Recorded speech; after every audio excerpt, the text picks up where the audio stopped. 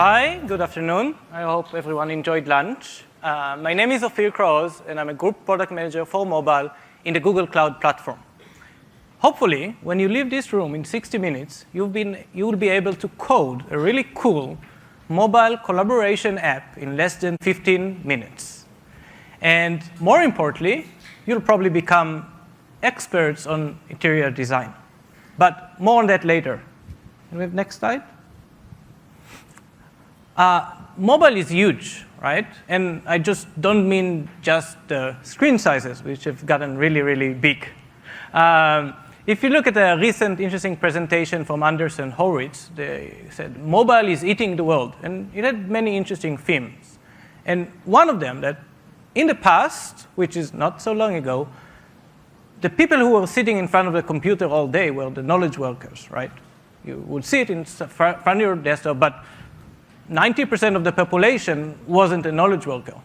Today, with mobile, almost everyone, and very soon everyone, has a computing device connected to the cloud, connected to the network with them all the time. And that creates a big, big change.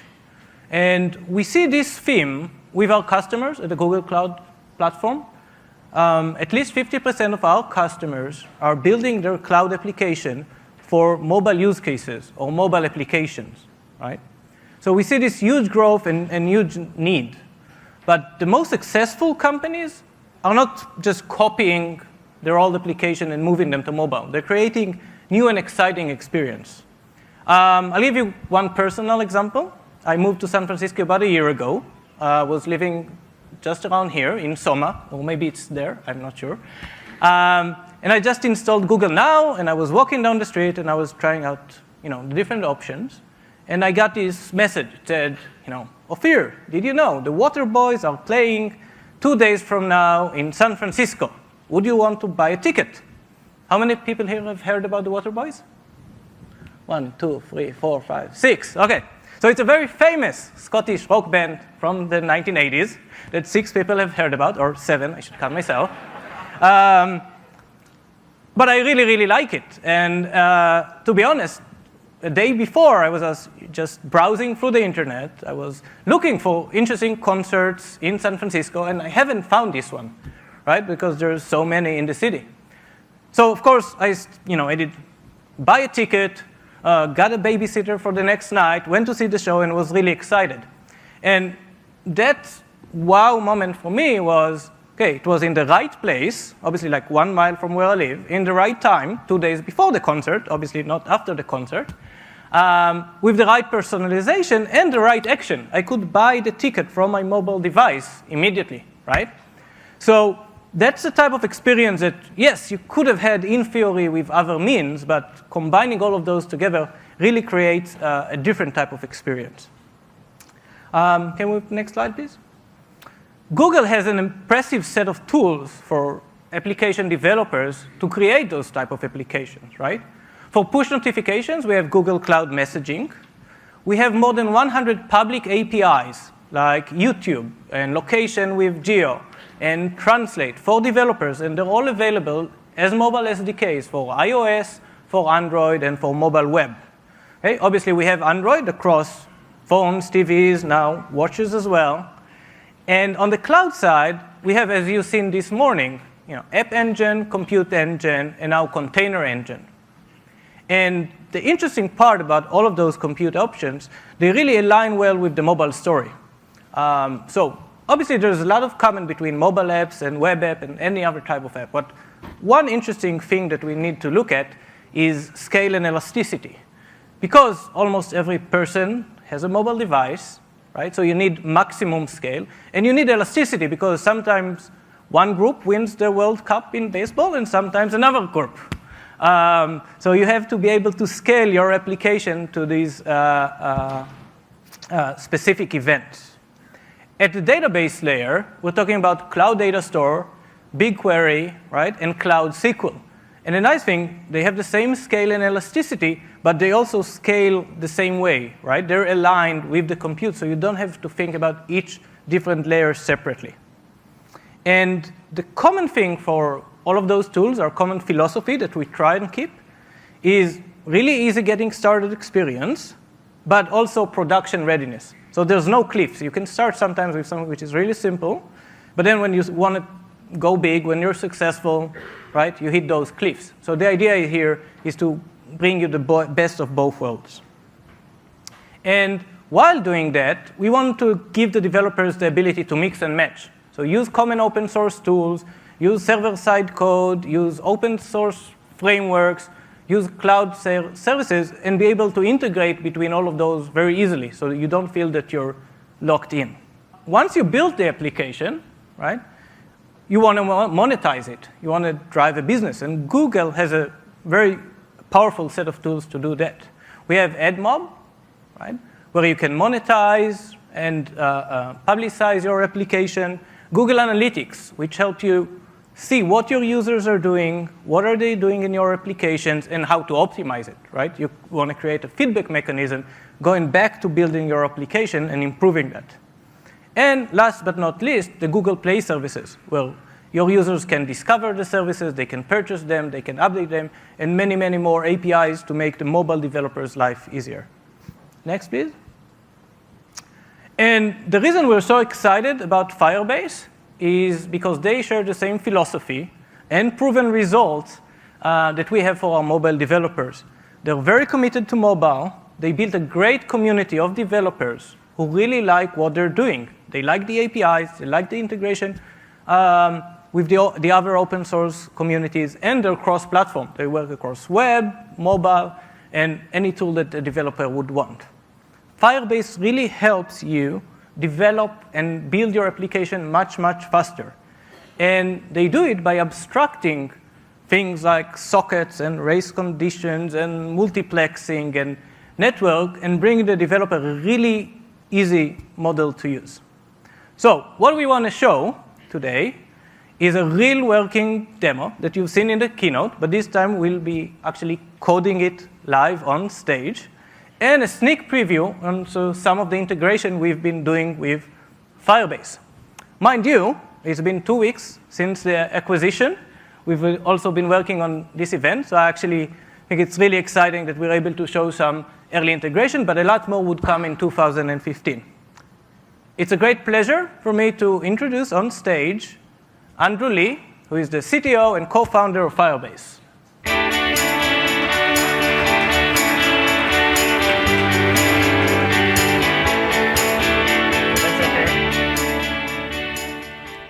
I'm really excited to be here today.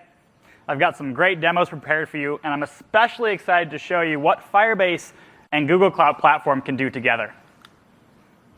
But before I dive into the demos, I know Firebase is new to many of you, and while you may have seen the demos in the keynote, you might still be wondering, what is Firebase? Firebase is an application platform that provides the common infrastructure that you need to build a mobile or a web application. Specifically, we have 3 main features. The first is a real-time database that allows you to store and share data directly from client-side code between clients and with a server. The second is a user management toolkit that lets you easily add user login to your application with just a few lines of code. And third is a static website hosting service. This is aimed at our web developers and allows you to deploy your website to the web on a CDN with SSL in a single command.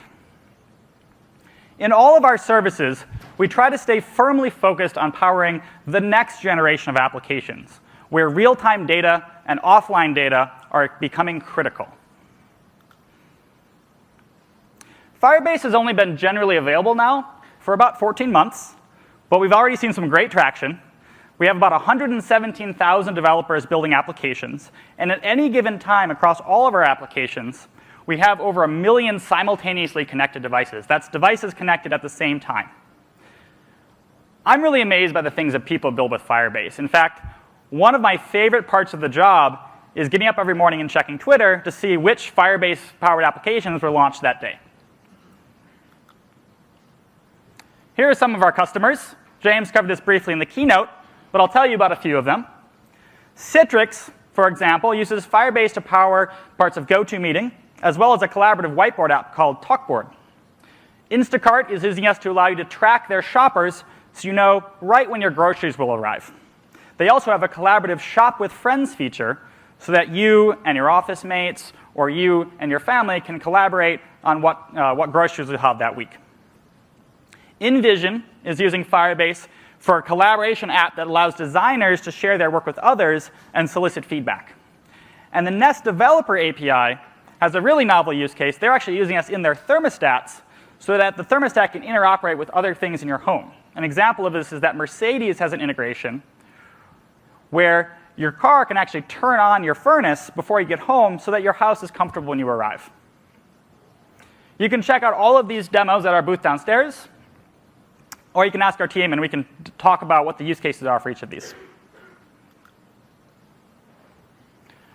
Firebase is popular both for web and mobile applications, but we're especially excited about the opportunities on mobile. And to understand why, it's important to consider that mobile applications have some major differences from desktop and web applications. First and most obviously, you have some unique UI constraints. You have this little screen. And laying out an interface on that small screen is pretty challenging by itself. But your app also needs to work on a variety of screen sizes. It also needs to work with a different set of input devices. You have a touch screen and an accelerometer rather than a keyboard and mouse.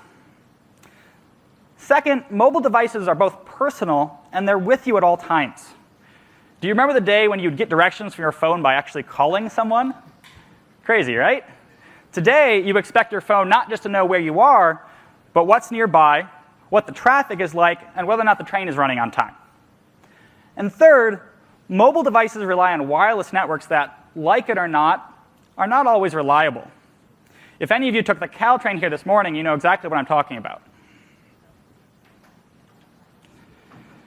This is true in the Bay Area, but it's especially true in other parts of the world where networks might be slower or less available. Even so, users still expect their apps to behave well regardless of network conditions, and for their data to be accessible even when the network isn't. So what does all of this mean for you, the mobile application developer? Well, unfortunately, it probably means a lot more work. For starters, if you want your app to be usable by everyone, you'll need to support not just multiple screen sizes, but also multiple platforms from different vendors. And of course, each new platform comes with a whole new set of things that you need to learn. Second, your users will expect real-time updates when data changes. For example, these days, if you call a cab, you expect to be able to watch that cab drive up to you on your phone. Poll to refresh just won't cut it anymore. Users expect more. Third, due to limitations imposed by wireless networks, mobile apps need to maintain state locally on the device so that the app will remain responsive even if the network isn't. If you're managing local state on thousands or potentially even millions of devices, you're essentially managing your own giant distributed database. This is a challenge even if you happen to be a database engineer. You have to worry about conflict resolution, retrying failed operations, merging data. On top of all of this, mobile tends to have especially difficult scaling needs. There's simply a lot of phones and tablets out there, and apps can grow very, very quickly. Well, this all sounds rather scary, doesn't it? Fortunately, even though these problems are hard, you tend to see the same set of problems across all mobile applications. They all need to work on multiple platforms, manage state, handle real-time data, and scale. So at Firebase, we came up with a unique approach to addressing these requirements, and I'd like to show you how it works. In the early days of the web, it was assumed that end-user devices were not very powerful. So developers tried hard to do all the heavy lifting on the server side, rather than offloading any of that work to the client. Many of the web technologies that are still in use today embraced this trade-off. But this assumption is really no longer valid. Today's mobile devices are very powerful computers in their own right. Firebase embraces this shift by making use of client-side processing and data storage to give you more powerful features. With Firebase, we give you a client library that you include in your application. On the web, this is a JavaScript include, and on mobile, this is an SDK. When your app starts up, this library establishes a persistent network connection with our servers, and then pushes and pulls data between the device and our servers to ensure you're always up to date. And it intelligently caches data on the device so it's available whenever you need it. Because we have code running both on our servers And on your device, we can do the hard work of managing your state for you. Things like merging conflicts. We can also make your data accessible offline, as well as provide real-time updates when things change. But the real power of Firebase comes when multiple people are all collaborating on the same set of data together. Changes made by one user on their local device automatically sync to the Firebase servers, and then those changes are merged to a remote client with their own set of data, and updates are triggered to bring them up to speed. So you can have multiple users all on different platforms, all collaborating together in real time. Note that we support iOS, Android, and web. One thing you may notice that is missing from this picture is a server. Firebase is actually designed that for most common use cases, you don't need to run your own server code to build your app. You simply write client-side logic, and we take care of the rest. Let's dig a little bit deeper into the Firebase database. It's a NoSQL database that stores JSON, so it should feel familiar to most of you. But there's a few important differences that I'd like to highlight. First, as you've seen, it pushes updates out to clients immediately when data changes, allowing your app to update in real time without you needing to write any extra code. Another key difference is that it's designed to be accessible directly from client devices. To enable this, we've built a flexible security engine that lets you control data access and validation without writing a bunch of server glue code. Our declarative security DSL gives you fine-grained control over both read and write access at arbitrary granularity within your database. One of my favorite features is that we give each database its own host name, and we map each piece of data in Firebase to its own URL. This makes your data very accessible because you can access it both in your application as well as at a REST endpoint, and also in a browser as a debugger, all with the same URL. I'll show you this in a moment. Before I show you demos, I'd also like to talk a bit about our user management system. This is an important way that Firebase helps speed up your development. Most real-world applications need authentication, but building secure login code and working with third-party auth providers is hard. Even if you do get login working, you still need to worry about things like sessioning and tying those authentication credentials to authorization code to actually control what your users do. On top of that, then you have to consider all the minutiae of actually managing user accounts, things like sending password reset emails or deleting abusive users. Firebase's authentication toolkit is built into our core library and lets you log users in with just a few lines of code. Out of the box, we support email and password, GitHub, Twitter, Google, Facebook, and if you already have your own accounts on your servers, we can integrate with those in just a few minutes as well. The net result of all of this is a dramatically easier and faster development experience for building mobile apps. Firebase can save you time and can help you build a better end-user experience as well. You'll find it especially useful if you're a front-end developer or if you need real-time features in your application. But enough talk already. You're developers, and I'm pretty sure you'd rather I just show you how this works than talk about it. So let's dive right in.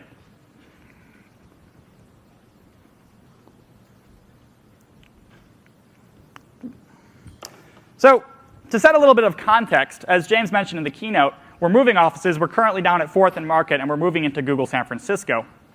And like any good developer, we decided to solve the hard problem of figuring out where the desks would be laid out with software. And so we built an application. Let me show you.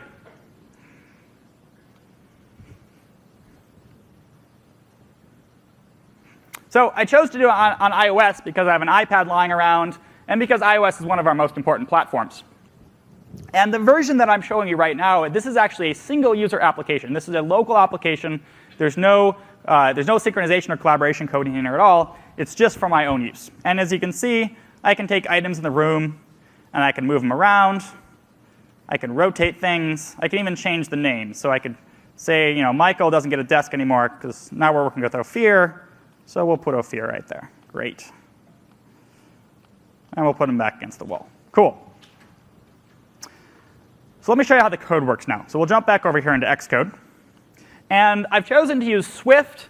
I find it a lot more readable than Objective-C.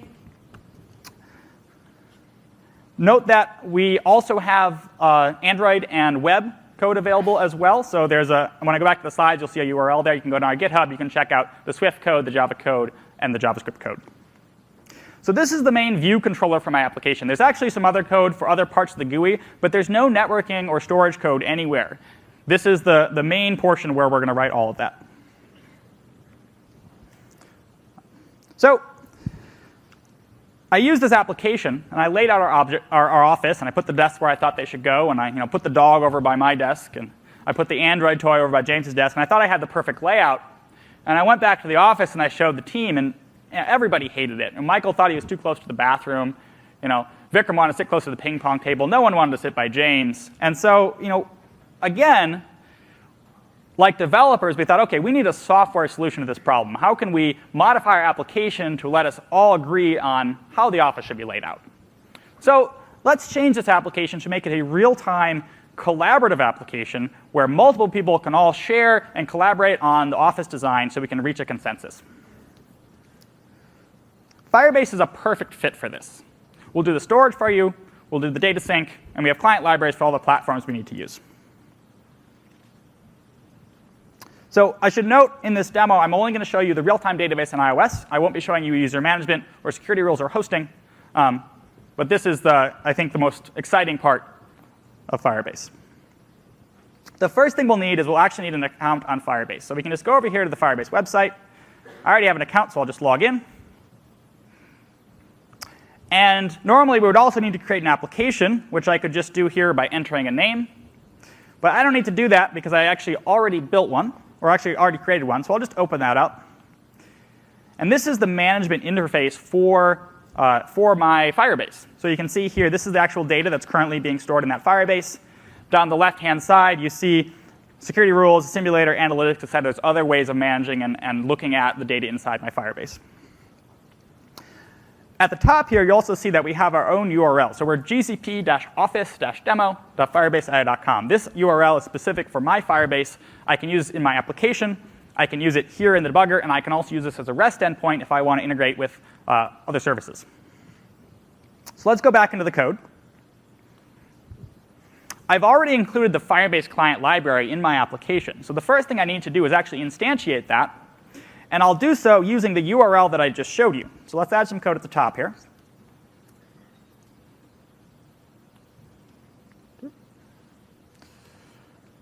And as you can see here, I'm creating a new Firebase with the URL that I just showed you, /furniture, because we're actually going to work with just a list of furniture.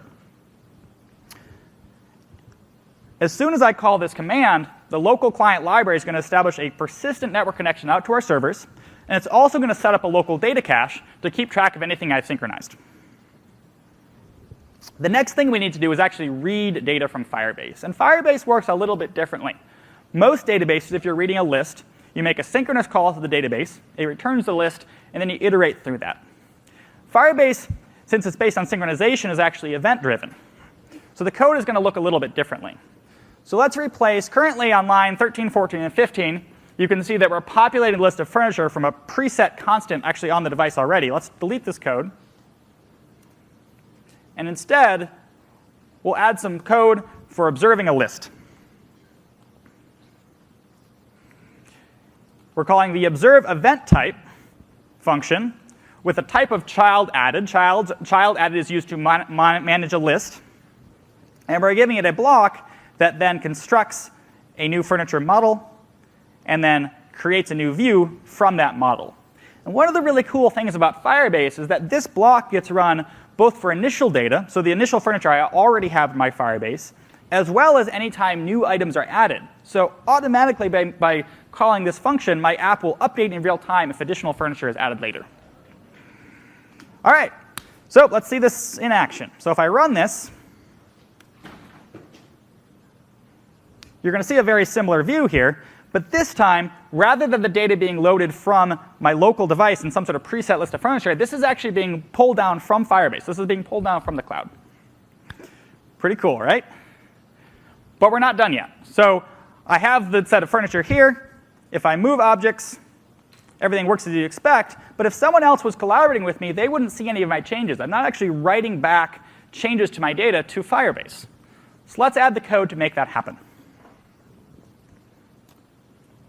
So you can see on lines 19 through 22 here, I have a function called createFurnitureView. This is actually constructing each view for each piece of furniture. So let's add some code in here so that each piece of furniture monitors its own situation, and when things change, writes them back to Firebase.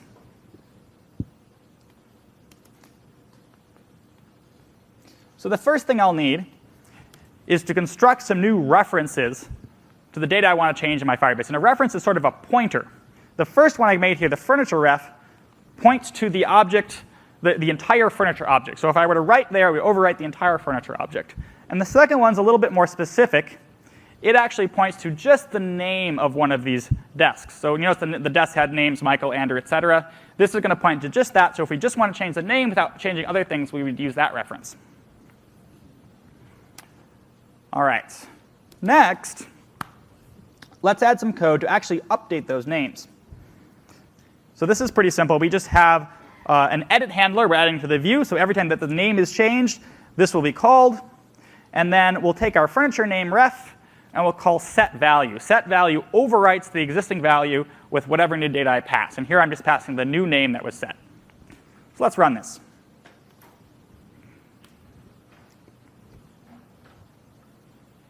Great. OK, so we have our initial state. And if I want to change something, let me show you that this is actually working. I'll pull up our debugger. And specifically, I'm going to pull up Michael's desk. So this is the real-time dashboard, real-time debugger for just the data from Michael's desk. And if I go and modify this, you'll see, let's say we'll let Ophir sit over here. As I make changes, those changes are actually being saved locally to my iPad. They're being synchronized with the cloud. Updates are being pushed down to our debugger client on the left-hand side over here, and it's updating the GUI. So in this case, it's a debugger, but if that was another application, it would be getting those events as well, and you'd see its GUI update. Great. So we know this is working. We're actually saving data to the cloud. But that's not the only type of edit that we can do in this application. We can also move desks and rotate them. So let's change the code to support that as well.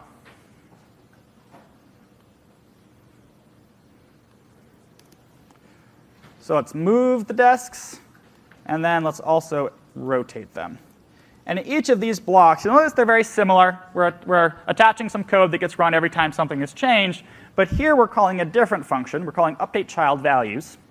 And that's different than setValue. SetValue overwrites whatever is there. UpdateChildValues only changes the named field. So in this case, we're only updating top and left for movement, and for rotation, both top, left, and rotation. Great. Let's give this a shot.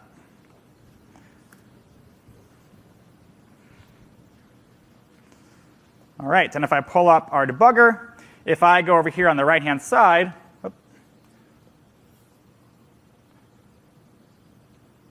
and I move things around, hang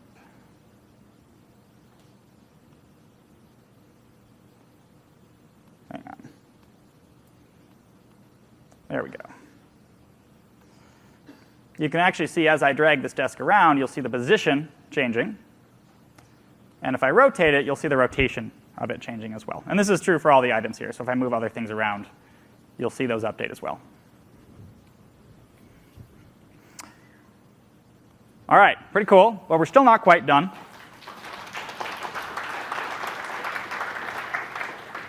We're still not quite done. So you can see I can move items around. It gets saved to the cloud. But if someone else was collaborating with me and they were updating objects as well, my local version wouldn't actually be showing those edits. So if someone moved a desk rather than adding it, it wouldn't actually represent that locally on my device. So let's add a little bit more code to respond to those events. So what we're going to do is we're going to add a new Firebase listener for each object in the room. And this listener is going to be different than the one we've had previously. Up on top here, we had a child added listener, which manages lists. Here we have a value of it listener that says, for this specific reference, anytime the data changes, I want this to fire with a snapshot of my data. And when that fires, we'll construct a new model with that new state, and we'll update the view with that model. So let's give this a shot.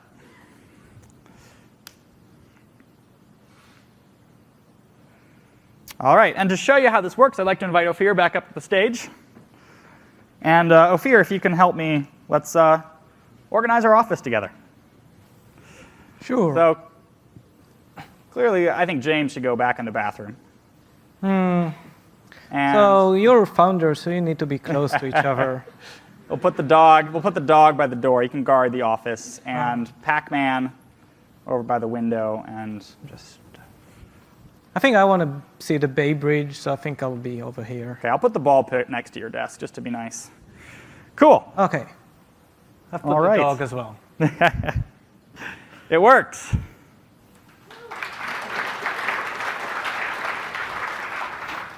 So again, all the code I just showed you, as well as code for Android, as well as the web, is available on GitHub. When we jump back into the deck, you'll be able to see that URL. You can also see a demo of this at the booth when you go downstairs after the session. So you just saw me build an app for rearranging office furniture. But you can use Firebase to build all kinds of stuff, from business collaboration tools to social networks to games to fitness apps. And as you can see, it can help you build things dramatically faster. But Firebase does more than just help you build things more quickly. It can actually help you deliver a better user experience for your users, especially if you're building for mobile. So what's coming next? If you read our blog post about the acquisition, we told you to expect big things coming very soon. And we intend to deliver on that promise. As James mentioned in the keynote, we just announced some big improvements to our query support today. This is something, personally, I'm quite excited about. It's going to make life easier for a whole bunch of our developers. And it's something we've been working on for quite a while. So check out the blog post at firebase.com if you want to learn more about our query support. Coming next, you'll see us continue to double down on mobile. We'll be putting special attention towards better offline support for all platforms, Android, iOS, and the web. We'll also continue to invest in our user management service and provide better tooling and analytics. Most importantly, however, we're going to be putting significant investment into integrating better between Firebase and Google Cloud Platform. This is an incredible opportunity for us because Cloud Platform and Firebase complement each other really well. If you're a current Cloud Platform customer, Firebase can help accelerate your development so you can get products to market faster. And it can also help you add real-time features to any existing products that you have. If you're a current Firebase customer, you now get access to a whole suite of new products. On the business side, this includes tools to help you grow and monetize. And on the development side, this includes a whole suite of new compute, storage, and database products.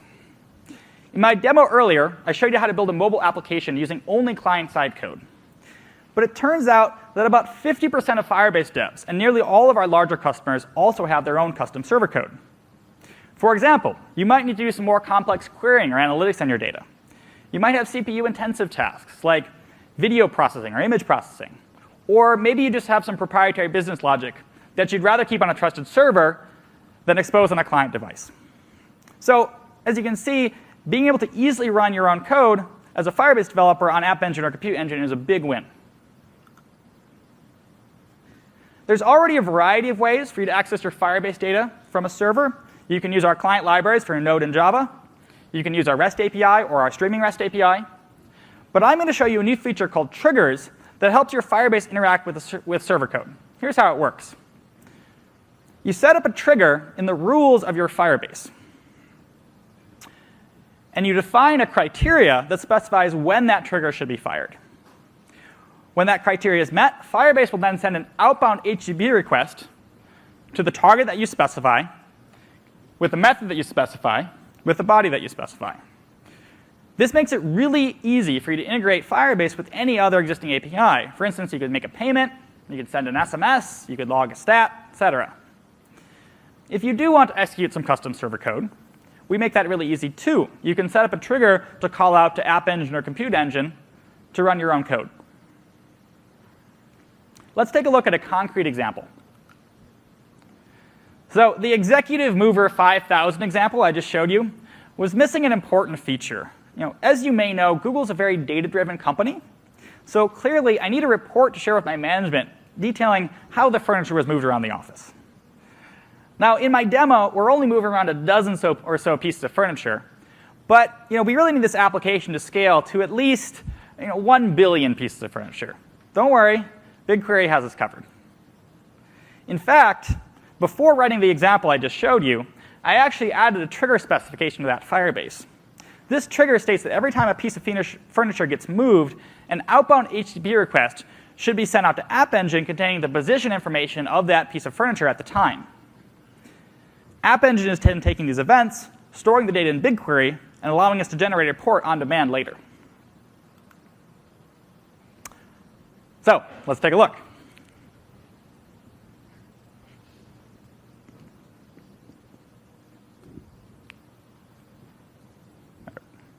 So on the left-hand side of my dashboard here, there's a tab called Security and Rules. And this is a declarative set of logic both for maintaining security, for managing schema, and for defining read and write access, but also in this case for defining actions like triggers. And I'm going to scroll down here to the section that says Trigger. You can see right here, starting at line 21. And here I'm defining a trigger that sends a post request over to App Engine every time new data is added for a piece of furniture. And that post request will contain some special headers and a body containing information about the change that just happened. It's also going to log the errors and the response back to my Firebase in case I want to use that for debugging later. And now if I pull up another tab and I load my App Engine URL, you'll see a nice report detailing which pieces were moved the farthest and the general proportional breakdown between the furniture in the room. This is live data from the application I had just built and that Ophir and I played with just a moment ago.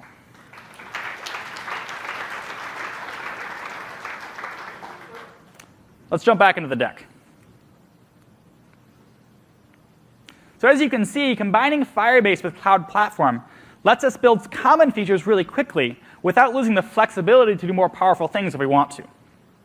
I should note that Triggers is not generally available yet. What you saw is sort of a sneak preview, but we'll be announcing a beta pretty soon. Unfortunately, that's all I have time for. But before I open up to questions, I'd like to reiterate 3 key points. First, mobile is an incredible market opportunity. 80% of adults and 2 billion people will have a smartphone soon.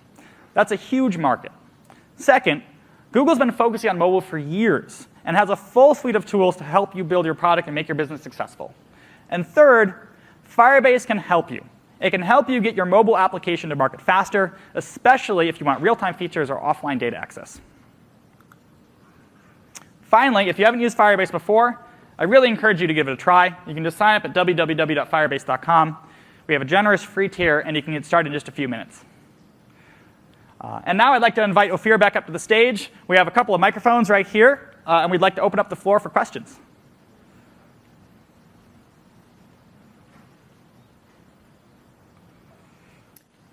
Fantastic job. One of the challenges with building real-time applications is not all the clients are connected all the time. Some of them are occasionally connected.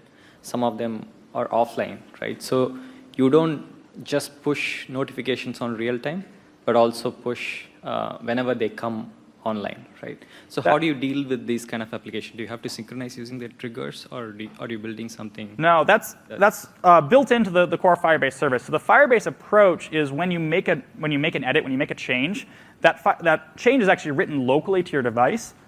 And then behind the scenes in the background, we're synchronizing that with the servers. So if the connection is available, we'll push them right away. But if it's not, your application will actually behave exactly the same. So it's sort of built into the core paradigm.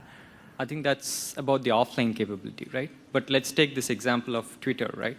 So you send your notification, and you're sending push notification to all your subscribers, and they are not connected all the time, right? So in that case, you're not just synchronizing to Firebase. You have to write it to a data store like, Cloud SQL or NoSQL database, and then it's a two-job. One to write to your real-time database and to your database. Not necessarily. So for most of our users, Firebase is their primary data store. We actually are a database, and we will store your data permanently in the cloud. So we can access your primary database.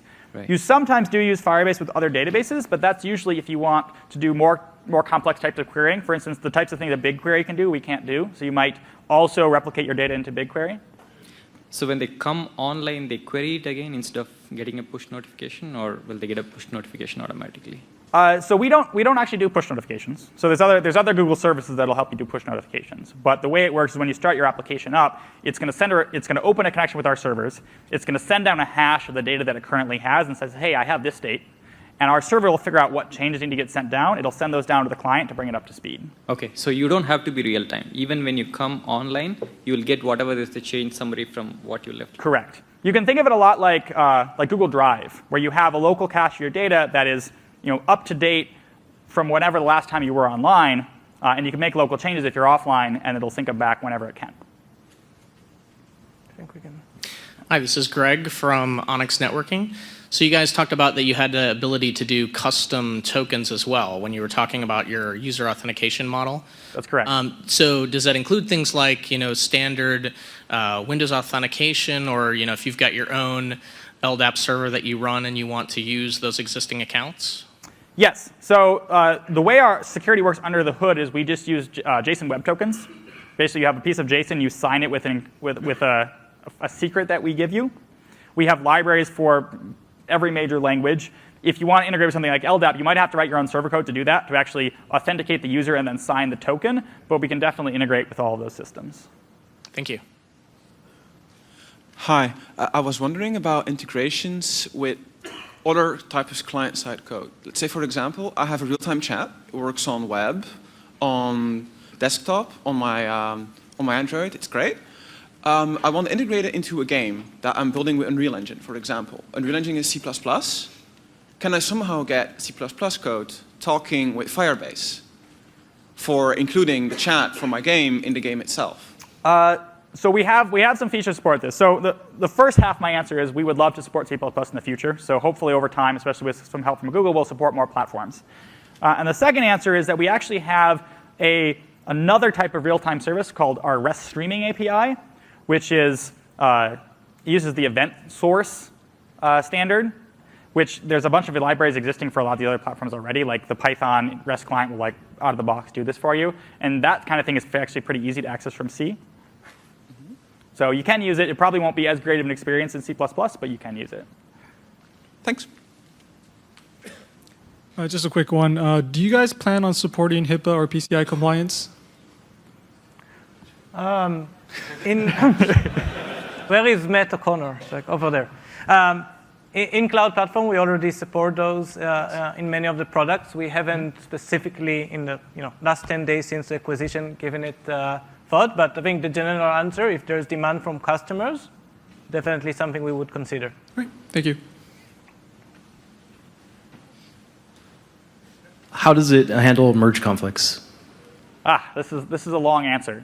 The short answer is at the time that you do the write, we capture the intent of what you're trying to do. So you saw two different operations. You saw set value and update child values. There's actually a whole bunch of things that we let you do, and each of them has sort of a different merging behavior. And it can go as far as we have the thing called a transaction, which is a wrapper around a compare and swap operation that lets you do some really complicated things. So for instance, if you want to take a look at some more interesting conflict resolution situations, we have an open source project called Firepad that's a full collaborative real-time text editor that does both rich text and code and uses operational transforms under the hood to give you really nice conflict resolution, the same thing you would get out of something like Google Docs. And under the hood, it's all using the normal Firebase operation. So if you want to take a look at that, feel free. You can also grab me afterwards, and I'll give you a longer explanation if you like.